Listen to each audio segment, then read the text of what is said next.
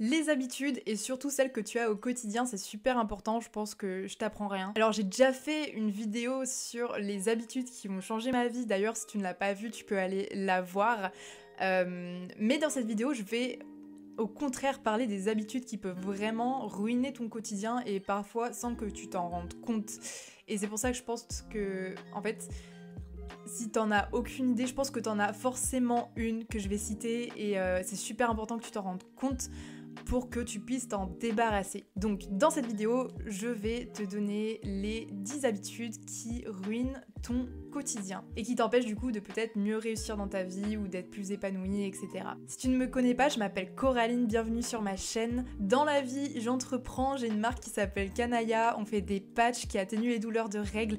N'hésite pas à aller voir le site si tu es concerné par ce problème ou si tu connais quelqu'un dans ton entourage qui est concerné par ça. Il y a une mouche qui tourne depuis tout à l'heure, j'en peux plus. N'hésite pas à t'abonner à cette chaîne et à me faire un petit coucou en commentaire, ça me fera très plaisir et on commence la vidéo tout de suite. Première mauvaise habitude qui ruine ton quotidien, la procrastination. Tu sais ce moment où tu remets les tâches qui sont super importantes à plus tard, où tu te dis non mais c'est bon, tu te voiles la face, tu te dis que c'est pas important et tu te dis je le ferai en fin d'après-midi, je le ferai ce soir, je le ferai demain, je le ferai la semaine pro. Bref, ça, en fait, c'est vraiment une habitude de merde, vraiment, et il faut que tu t'en débarrasses. Parce que la plupart des gens, ils se demandent pourquoi souvent au quotidien, ils sont super stressés et parfois anxiétés, mais ils savent pas trop pourquoi.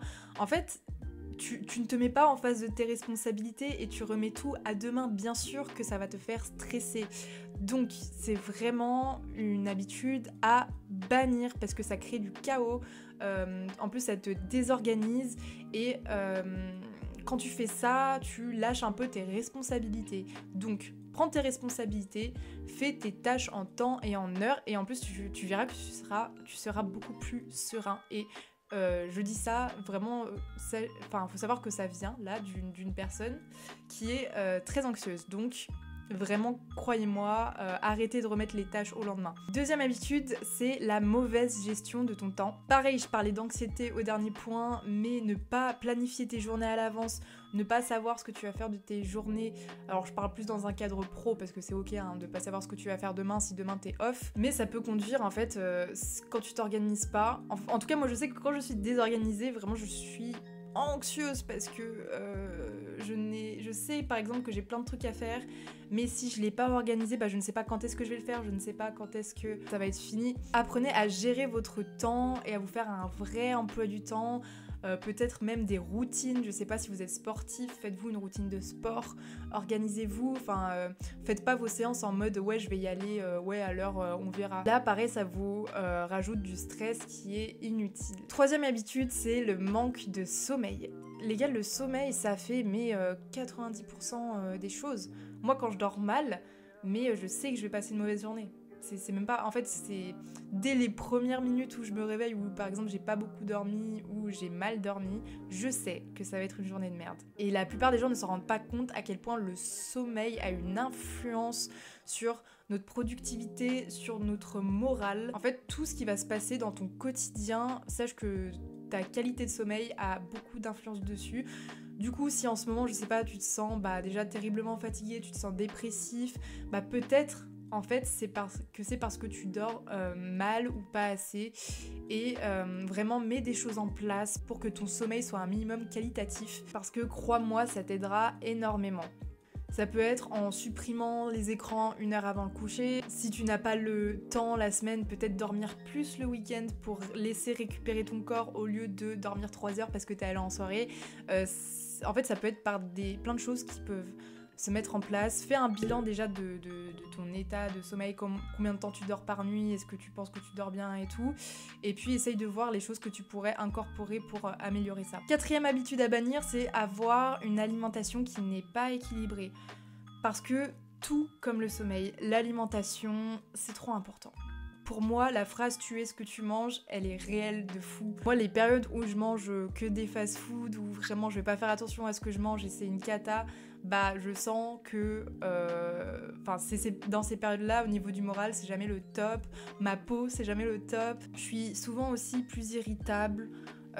ça va jouer sur plein de trucs et ça on s'en rend pas compte. L'alimentation, tout comme le sommeil, ça joue sur ton niveau d'énergie au quotidien et sur ta santé plus globalement. Je dis pas que c'est pas ok de manger du junk food, évidemment. Je parle vraiment dans un état général en fait de faire attention un minimum à ce que tu ingères. Dis-toi que quand tu manges, tu nourris ton corps, tu nourris ton énergie, tu nourris ta santé. Je pense un peu comme ça perso. 5e habitude à bannir, c'est la sédentarité. Si tu ne fais pas d'exercice régulièrement, ou du moins si tu restes vraiment assis toute la journée sans te donner un temps dans la journée où tu vas bouger ton corps, que cela soit du sport ou juste marcher, ça va avoir une influence sur ta santé globalement et ton moral aussi. Si vous voulez, moi j'entreprends et je travaille de chez moi, donc je suis une personne très sédentaire parce que quand je travaille je suis sur mon PC comme ça sur mon bureau, mais c'est pour ça que j'essaye de trouver toujours un moment dans la journée, souvent c'est plutôt à la fin de la journée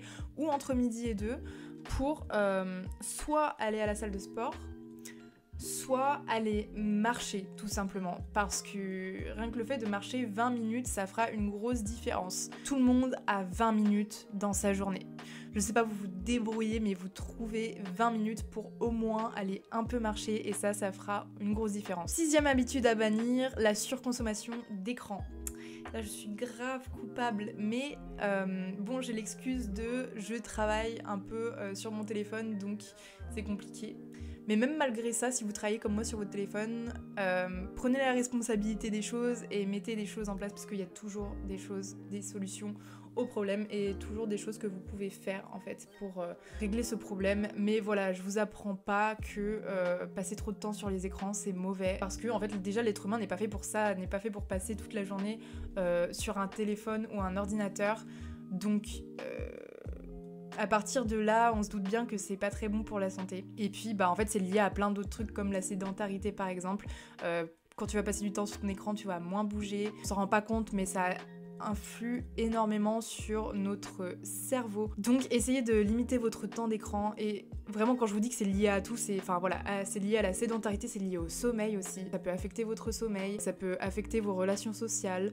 Donc, faites attention à ça. Ensuite, prochaine habitude à bannir, ne pas assez sociabiliser. L'humain de base, c'est un être plutôt social, qui vit en communauté. C'est quelque chose dont on ne peut pas vraiment se passer, même si aujourd'hui t'es introverti, ou imaginons que tu vois pas beaucoup de gens malheureusement.